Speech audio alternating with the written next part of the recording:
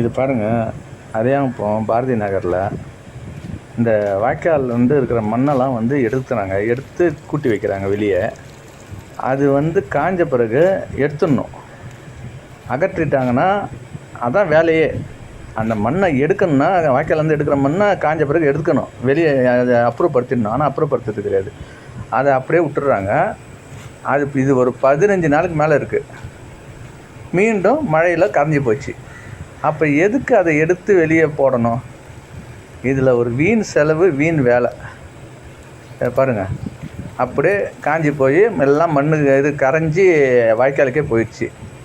இப்படி தான் அரியாந்தில் பல இடத்துல வாய்க்கால் மண்ணை எடுத்து வெளியே கொட்டி அப்புறப்படுத்துறதே கிடையாது. சுத்தமான வேலை, அருமையான வேலை செய்கிறாங்க பாருங்கள்.